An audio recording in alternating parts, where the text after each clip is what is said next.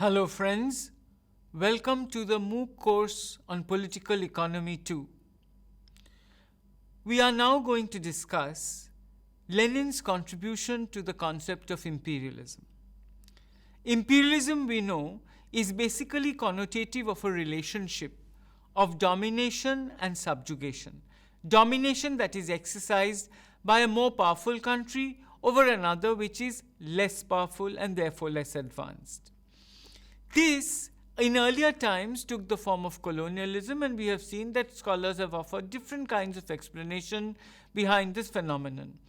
They have sometimes said that an advanced country might need to accommodate a rising population, that is why it wants to occupy another territory, or maybe because it wants to occupy another territory because it has the desire to occupy some area of strategic importance. But central to the Leninist perspective is the economic explanation of imperialism, which basically tries to tell us that Industrial Revolution, after it came to Europe, to England and then spread to other parts of Europe, soon resulted in a proliferation of manufactured products. And the domestic market got saturated after a point. Now, to absorb all these goods, there was need for new markets. And that is why these imperialist powers had to venture out of their own countries and look for markets in other places, in distant lands. And in their search for new markets, they came across different places in Africa, Asia, Latin America, which they colonized and converted into areas where they could grow their raw materials to feed their industries at home, and then subsequently pump out their finished products again to these areas, which therefore served as markets. That is the basic idea which lay behind Lenin's explanation of imperialism. So Marxist scholars consider that economic interests lie at the heart of imperialism. The Industrial Revolution led to the production of goods on a large scale, and the capitalists began to search for newer and bigger markets. And in their search for new markets, they ended up colonizing different parts of distant Africa, Asia, and Latin America.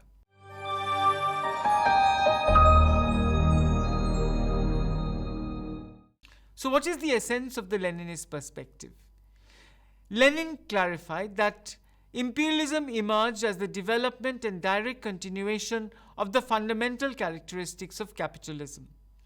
He argued that imperialism reaches its monopoly stage when capital gets concentrated and centralized, and it enters this stage. In fact, Lenin considered this new imperialism as the inevitable stage of monopoly capitalism.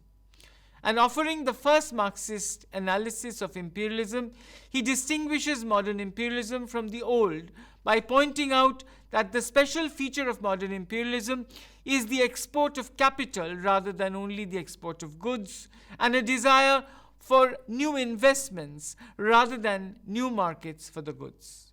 So how did Lenin contribute to Marxism? He definitely contributed to Marxism because he defined Marxism to analyze the period of history that followed Marx's death.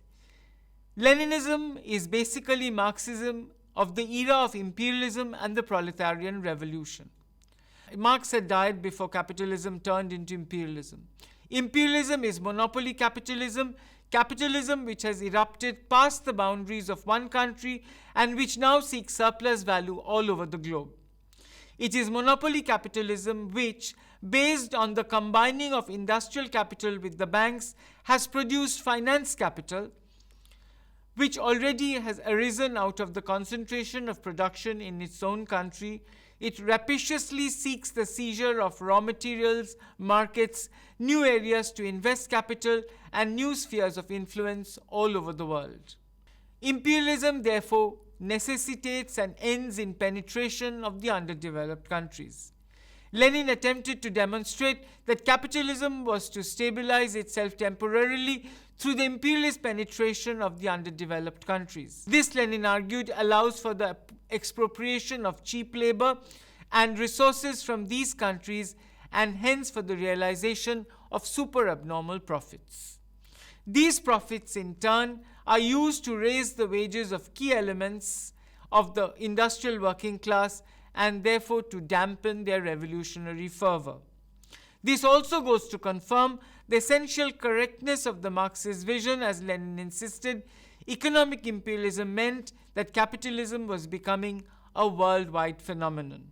In the long run, as the Third World itself became an industrialized and competitive component of the larger capitalist system, the disintegration of worldwide capitalism and the revolutionary triumph of the world proletariat must therefore inevitably occur.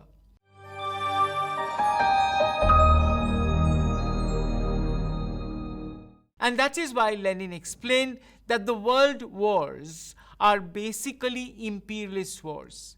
They happened not so much because of political rivalry or mutual political annexation. The war was spurred by the desire on part of every European country to find more and more markets and to reap super abnormal profit from the colonial possessions that they could master. And that is why both the world wars are basically wars fought among European countries for a greater share of the world in their quest for more markets and more profit. Lenin, in his famous book Imperialism, the Highest Stage of Capitalism, described imperialism as capitalism in decay, already parasitic. Lenin goes to lay out that because of the high degree of monopoly imperialism represents, that it has linked the imperialist trusts and countries and those whom they oppress together into a single world economy. A worldwide system in which there was already a rising degree of crisis not only internally as a result of the added burdens imperialism puts upon the workers inside the industrial metropolis, but a sharpening and intensification of oppression with the colonial outposts of imperialism. Since imperialism has split the world into two camps, a handful of industrialized exploiter nations and the vast majority of colonized, nationally oppressed and dependent nations wage national liberation struggles against imperialism in order to free themselves. Because obviously there is tremendous amount of vested interest that we see on part of the metropolitan centers. They want to perpetuate their domination of the colonies because they don't want this flow of wealth to in any way get disrupted. And that is why the only way out for the people of the colonies to emancipate themselves from colonial rule is to wage what Lenin called national liberation movements. So what is the basic concept that Lenin tries to project through his understanding of imperialism when he is dubbing the world as basically one integrated world system?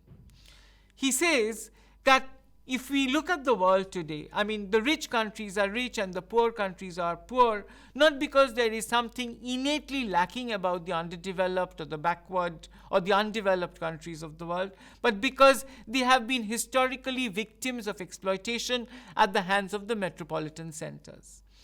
And this analysis is projected by dividing the world into two types of world system. One is what we will call the world empire, and the other is the world economy. The world empire is best illustrated by the historical case of the Roman Empire, where we find that there was one core center, Rome, which was the center of all the glitter and the gloss, and the wealth from the surrounding areas, the peripheral regions, would flow into the center. The center became the focal point of all the wealth and the glitter and the gloss at the cost of impoverishing the surrounding peripheral areas. That is why world system theory gravitates around these notions of core, periphery, and semi-periphery. When you come to the world economy, which is the other kind of world system, and that is the kind of world system that we encounter today, you see that there is not one core. There are several cores across the world, several centers of luster and brilliance, but that is only because the same logic still prevails. That is, wealth from all the surrounding areas, all the surrounding peripheral areas, have the inevitable tendency to come and concentrate and gravitate around the cores. So all these centers of brilliance and luster become visible, become prominent, and that only happens because the surrounding areas, the peripheries, have paled into insignificance because they have been sucked of all their wealth and resources. And in between the core and the periphery, you come across the concept of a semi-periphery, which is basically the plight of countries which are not as impoverished or as denuded as the peripheral areas, but who are also not as brilliant as the core areas. So they are some kind of a twilight zone between the core and the periphery.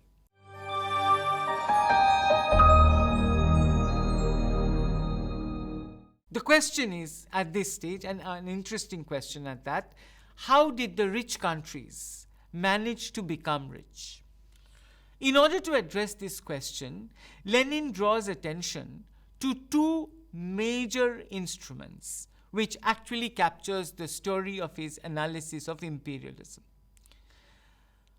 All these countries which became rich were able to become rich. I've already told you how the Industrial Revolution, coupled to the discovery of trade routes, enabled the capitalists of the European countries to sail out of their continents and clamp political rule in different parts of Africa, Asia, and Latin America. Once that was ensured, all these colonies became sources of raw materials, and they were sucked of all their natural resources, mineral, other ores, all kinds of agricultural goods. Everything was siphoned back to the metropolitan centers. So the first instrument which actually enabled these imperialist countries to amass their wealth was large-scale exploitation of resources. Okay? All kinds of resources, agricultural as well as mineral. The other important instrument which allowed these centers to become rich, all these metropolitan centers became centers of gloss and glitter, because they were able to use not only the material resources, they could also siphon off human resources.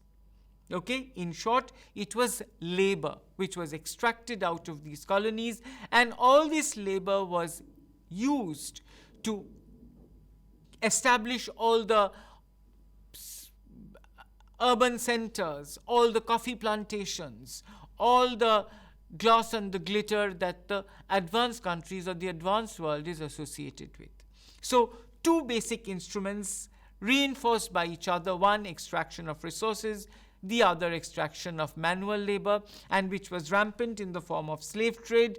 You find that slave trade from Africa was rampant, and because of this exploitation of both material and human resources, the advanced countries were able to become rich. Capitalism, you will understand, suffers from a lot of contradictions. Okay, contradictions are basically features which undermine the longevity of the system itself. And one of the most prominent contradictions of capitalism that Marx and thereafter Lenin drew attention to was the fact that more and more people the whole process of production becomes more socialized. It becomes more socialized because more and more workforce is required to generate the kind of production that is desired by the capitalists to reap super abnormal profits. So more and more people join the workforce. So in that sense, the production process becomes more and more socialized. But the method of appropriation, surplus labor that is pumped out of the laborers, that appropriation becomes more and more individualized. This juncture between the socialized nature of production and the individualized nature of appropriation actually creates the first major contradiction of capitalism. But there are other contradictions also, and subsidiary and related contradictions of capitalism to which Lenin draws attention to, like the contradiction between labor and capital, the contradiction between the imperialist cartels and the interests themselves, and the contradiction between imperialism and the colonial and dependent nations and peoples, mainly of the Third World, which, according to Lenin, is the final form of capitalism, which he dubs as imperialism. We've been talking about the contradictions of capitalism, and as a result of the intensification of these contradictions, ultimately capitalism reaches a stage of collapse. And that is in fact how Lenin was able to overthrow capitalism in erstwhile Soviet Union, although some would differ that Soviet Union had never reached a proper stage of capitalism. So Lenin engineered a direct leap of sorts from the stage of feudalism and moved on to socialism, because he felt that the plight of the serfs in erstwhile Soviet Russia was perhaps as bad as what Marx had envisaged with regard to workers in the capitalist countries. So the ultimate collapse of capitalism becomes inevitable because of the contradiction between imperialism and socialism. And in this context, Lenin tries to draw attention to the connect between revolution and liberation. In fact, one of the most important aspects of Leninism is how he completely connects the question of revolution in Western industrial countries with the question of liberation of the oppressed nations and peoples of the Third World. Because capitalism, in its natural progression, comes to a stage of imperialism where all these capitalist countries venture out of their own geographical confines and clamp political rule in various parts of the world. And those parts, if they ultimately want to emancipate themselves from the clutches of colonial rule, they have no way out but to join hands with each other in national liberation struggles. Both the victory of proletarian revolution in the industrialized countries and of the liberation movements in the colonial countries are therefore interconnected struggles against imperialism. In other words, the struggles for democracy in the industrialized countries, which brings the workers to revolutionary positions that enable them to finally overthrow monopoly capitalism, must be linked up with the essentially revolutionary and democratic struggles of the peoples and nations of the Third World for liberation. How does that happen? In a nutshell, you see, I told you that all these core areas, all these metropolitan centers who have clamped colonial rule over their colonies, they introduce in their colonies various institutions like education, like transport, sophistication, railways, etc., which are meant to buttress the interests of the capitalists in their quest for capturing more markets and siphoning off more and more profit. But all these instruments are actually used by the colonial people to unite among themselves on a grand scale. And what Lenin particularly drew attention to the fact that two important developments, one is development of transport and communication, and the other is the development of organizations, are used by the local people, by the colonial people, to come together and actually lodge a struggle against imperialism. And that is in fact how all these movements for independence have taken shape in the colonies across the world, which were clamped by the Western metropolitan centers. The revolutionary nature of the Third World struggles for democracy against imperialism was one of the key questions that split the old Second International, along with the general question of whether communists should support their fatherlands in an imperialist war. In fact, Lenin differed strongly with the Second International, and he himself organized the Third International. It was Lenin who added to Marx's classic slogan, "Workers of all countries unite," and started articulating that workers of all countries and oppressed nations unite. Lenin saw the revolutionary potential of the developing national struggles in the Third World, saying that these struggles must be measured by their opposition to imperialism. Often such national struggles against imperialism were in fact more brilliant and revolutionary than many of the self-styled socialists of the Western industrialized nations, many of whom had become opportunists. Lenin therefore had great faith in the revolutionary potential of the national liberation movements. Because he saw the revolutionary potential of the national liberation movements, he proposed that these movements not be called bourgeois democratic movements, but national revolutionary movements, to emphasize their revolutionary potential. And the fact that after the socialist revolution in the USSR, the masses of the world had seen the way past capitalism and led by the proletariat, these national liberation struggles did not have to stop at capitalist states but could proceed unstopped to socialism. And therefore Lenin emphasized that proletarian revolution in any one country should not be viewed as a separate, isolated phenomenon. It was part of a process that was unfolding across the world. Lenin believed that a social revolution can occur only when economic and political developments have prepared the way for it. What happened in Russia was that the proletariat broke the capitalist chain in alliance with the peasantry and other toiling and exploited masses. Lenin held that in the imperialist era, the proletarian revolution in any one country should not be viewed, therefore, as an isolated occurrence. It was rather a world system that imperialism represented. It is a world system in the sense that every capitalist country is related in some way or the other to each other. The prospects for the proletarian revolution in any one country, therefore, cannot be appraised only from the point of view of this country's internal situation. The issue should be examined from the standpoint of the state of the world system of imperialism as a whole, because the present world system is actually indicated by the world economy that we are experiencing all over the world. There are various centers, all the core areas across the world, which represent all the areas of brilliance, the luster, and the gloss and the glitter, which have happened only because historically all these areas were able to suck out raw materials from the colonies. But even in an age where there are no colonies, because I have already clarified that in the post-Second World War period, it was not possible for the Western imperialist powers to maintain colonial possessions, so they retreated into their shells because they were all faced with the task of domestic reconstruction at home, so they gave independence to their colonies, but this was only at a formal, superficial level. Because although formally all these peripheral areas are independent, they are victims of a new kind of exploitation, which we call neo-colonial exploitation.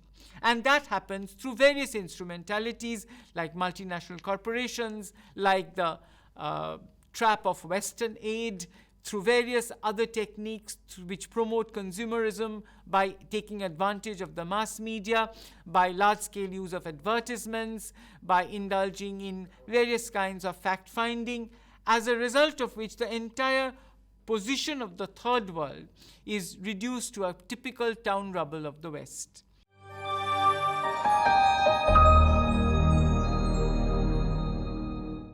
So in analyzing imperialism, how did Lenin depart from Marxism? The radical departure from Marxism means that the sphere for the socialist revolution has become enormously extended.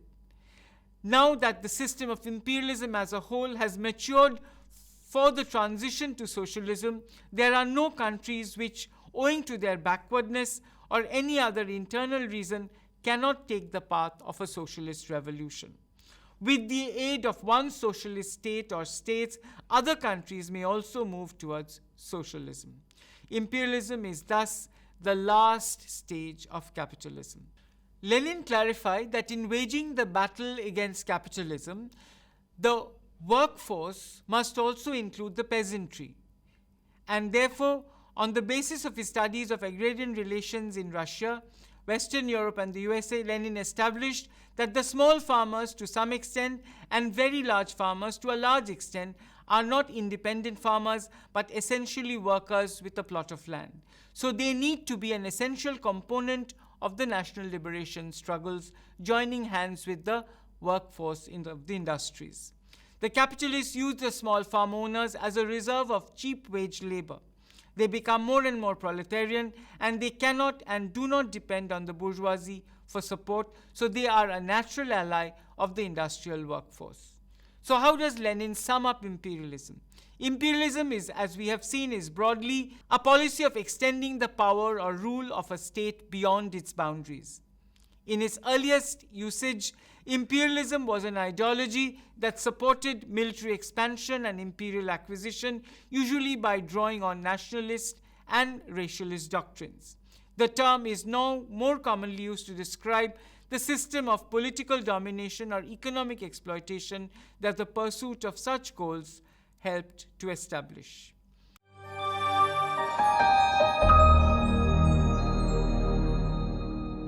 In conclusion, Lenin clarified that imperialism is an economic phenomenon that typically results, as capitalism advances, from the pressure to export capital. Imperialism emerged as the development and direct continuation of the fundamental characteristics of capitalism in general. He saw this as the last stage of capitalism because as the domestic markets of the capitalist countries get saturated, there is this inevitable urge on part of these capitalists to move out in the search for new markets, and that is how all these capitalist countries clamp political rule across different countries in Asia, Africa, Latin America, converting them to colonies and making imperialism the last stage of capitalism and a worldwide phenomenon at the same time. So the only way out for all these colonies to emancipate themselves from the clutches of colonial rule is to wage national liberation movements against all these metropolitan powers so that they are emancipated in the true sense of the term. Thank you.